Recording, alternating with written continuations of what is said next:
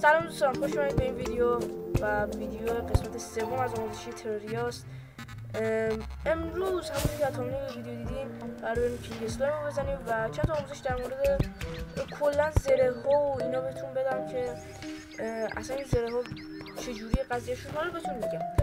خب بچه‌ها بریم اولش که کینگ اسلایم چه واسه چه دروپایی داره و همه چیزو بهتون بگم. خب اول از دروپا شروع می‌کنیم.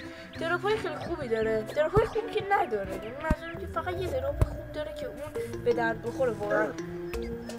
یه دونه زین اسلایم که با استفاده از اون دقیقا میایید در این بخش میذارید و نگاه کنید اینجا ماونت، اینجا یعنی یه دونه حیوانه که میتونید سوارش شید. اون یه دونه اسلایم کوچیکی که سوارش میشید و خیلی هم میخره، حالا گیر آوردیم بهتون نشون میدم. بعدش یه احتمال داره که زره‌های نینجایی رو دراپ میکنه با هر بار کشتنش. یه احتمال داره که یه دونه زره نینجاییش رو دراپ کنه بین هر سه تا زره، یعنی مزور شلوار و چست پلیت و هلمت یکیشو دراپ میکنه هر دفعه که بزنیدش. بعضی وقتا هم تکراری هم. خب یه دونه احتمال داره اسلایم بوک دراپ کنه، یعنی همین بوکی که الان میبینید دارم کمر میزنم بخاطر اینو دراپ میکنه و چند تا خطابت دیگه که به درد نمیخورن اصلا، مثل تابلوشو نمیدونم ماسکشو اینا. بگذاریم از بحثش. این باس جون خیلی زیادی نداره، 2000 تا بیشتر جون نداره و 800 تا از چی کمتره آیاف کسورو. دمیج 40 تا دمیج میزنه و 10 تا هم دفنس داره. خیلی باس ساده ای هم هست، از آیاف کسورو ضعیفتره و همین شکلی دیگه که میدونید خودتون. خب بچه از این زدن این باس اصلا اجباری نیست. خب بریم سراغ اسپانش. بعضی وقتا داخل مپتون یه بارون اسلایم میاد. اگر که داخل اون بارون اسلایم اگه اشتباه نکنم 150 تا اسلایم بکشید، 150 تا اسلایم بکشید، یه احتمالی وجود داره که همون لحظه کینگ اسلایم بیادش. و حالا گیریم که آقا این چه اتفاقی نیفتاد و این و شما میخواید دستی اسپانش کنید. اولش که به این چیزایی که میبینید بیازه، اگه تو که داخل دنیاتون گلد پیدا میشه گلد و یه پلاتینیوم پیدا میشه پلاتینیوم. الان داخل دنیا پلاتینیوم پیدا میشه روبی، یعنی جواهرای قرمزی که داخل فارمی اسم روبیه، یه نوع جواهر اینا. و به حدود 20 تا اسلایم، من حالا 109 تا اسلایم داشتم و اینا هم بهتون میگم حالا این قضیه کریستال و این یه دونه چه میشه. خب میرید کنار یه دونه از این آنویلا و اینجا حالا اینجا با 5 تا پلاتینیوم و یه دونه روبی میتونید شما چی درست کنید. خب یه دونه تاج درست کنید که اینا استک نمیشن، یعنی نمیرن با هم دیگه تو هم دیگه. من 4 تا از اینا حالا میگیرم حالا همین شکلی. خب بچه این 4 تا رو که ساختید با استفاده از 20 تا ژل برید کنار التارها. الان من میرم کنار التار بهتون نشون میدم. خب بچه من الان کنار یه التار همینا. خب میایید اینجا رو باید میکنه به هم با 20 تا ژل و یه دونه از این باجه ها میتونید اسپانش رو بسید. خب دوستان حالا که این کار رو انجام دادیم، همین رو بزنید اسپان میشه باز، همین مثل آیاف کسورو. ولی قبلش یه توضیح بهتون بدم. من رفتم و بلیزر نمیدونم چیزی بازی رو پیدا کردم که دابل جامپ یخیه، این شکلی دابل جامپه، خیلی دابل جامپ قویه، این از دابل جامپ معمولی قوی تره. و بذارم در مورد دابل جامپ رو بهتون توضیح بدم. 3 نوع دابل جامپ داخل بازی داریم، خیلی سریع بهتون بگم. 3 نوع دابل جامپ داخل بازی داریم. ضعیف‌ترینش دابل جامپ معمولی که داخل همین چستای گلدی که حالا مثلا داخل این خونه ها پیدا میشه. من میتونم پیدا کنم، خودش کن. این خونه ها بعضی وقتا داخلشون، بعضی وقتا که نه، همیشه داخلشون یه چست گلده. احتمال داره داخلش یه دونه بطری دابل جامپ معمولی باشه. اگر که اون پیدا کردید همون استفاده کنید، اون ضعیف‌ترینش. یک نوع قوی‌تر میرسه به اینی که داخل بایمای یخی پیدا میشه که من دقیقاً اینجا رفتم، اینو که باز کردم داخل این چسته بود، این فروزن چست داخل این نکردمش فروزن چست و اینا کلا داخل این خونه هایی که داخل فروزن بایم توندرا پیدا میشه اونجا گرفتمش. و یکی هم هستش داخل بایم صحرا. حالا من صحرام کجاست؟ داخل بایم صحرا بعضی وقتا یه هرمایی داخل زیر زمینه، اونا یه چستایی داره. داخل اون چستا هم ممکنه یه دونه دابل جامپ باشه. اون دابل جامپ خیلی دابل جامپ قویه، یعنی همین اینجوری میره بالا، خیلی دامج دراپ قویه و اگه گیرش آوردم حتما بهتون نشون میدم. خب بریم سراغش. بچه این لایف کریستال رو اگه لایف کریستال اضافه دارین با زنجیر هم که میرید کنار آنویل میسازیدش با لین یا آهن اگه تا قول دنیاتون آهن هست. خب اینجا رو نگاه کنید با اینا میشه یه دونه هارت لنتر اگه شروع نکنم ساخت شروع نمیکنم. میایم اینجا و میذاریمش. این باعث میشه سرعتشون پر شدنشون بره بالا. خب بریم باز تو اسپان شدیم. اسپانش کنیم هم سادگی. و یه توضیح هم من همین باید توضیح بدم. این زیاد سختی نیستش، همیشه که کمان بزنید مثل همیشه و از اسلحگی استفاده کنید. زره های مدلی ها زره های بدون آرمور میشه زدشون، بدون همون زره میشه زدشون، میشه زدش این باسو. زره هم داشته میشه چه بهتر.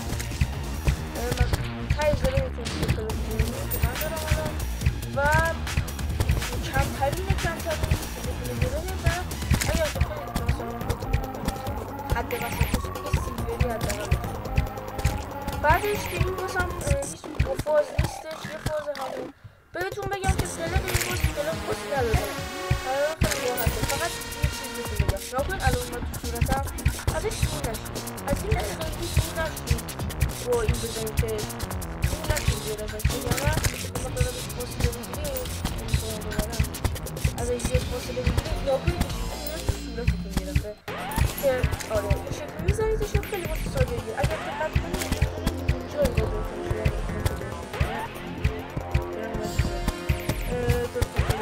کمان میزنیدش خیلی راحتی و دمشش هم که بکنید دست دمش داره 30 تا دیفنس و 200 تا هم ایچ 2000.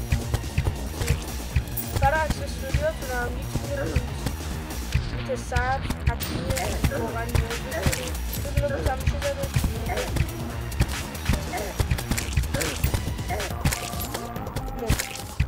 ببینیم چی دارم کرد یا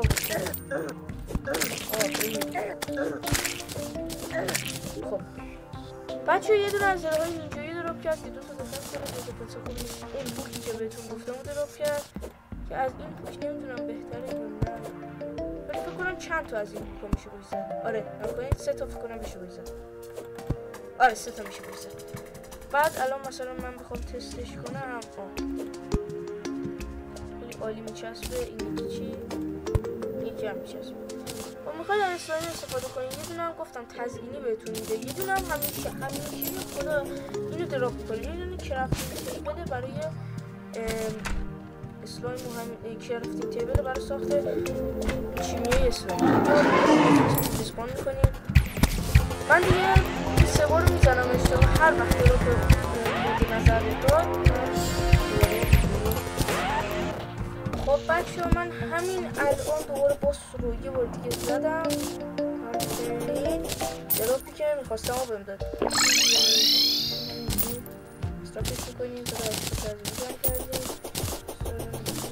بزن بره بوک 3 تا از اینو کرافتینگو یه دونه از این توفنگا دراپ میکنه که به درد نمیخوره اصلا دمیج نداره. توفنگا بکنید اینم ماسکشه میشه صورت همین باز میشه.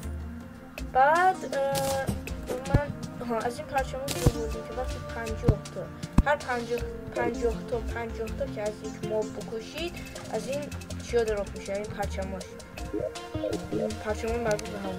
و از همه مهمتر بدلی که با استفاده از میذاریم اینجا و جلو زدن دکمه آر میتونیم ازش استفاده کنیم. خیلی بلند میشه. آره این شکلی بود. بچه هم یه مقدار در مورد چی بهتون توضیح بدم که دفنس و کلن اینا. بچه ها دفنس این شکلی که ما داخل تریا دمیج 0 نداریم، یعنی تو بیاد آرمورت این دفنس اینجا 100 هم باشه طرف بخواد با یک دونه اسلحه‌ای که کلا یک دونه دمیج داره بیاد به شما دمیج بزنه شما یه دونه دمیج میخورید و دمیج 0 نداریم.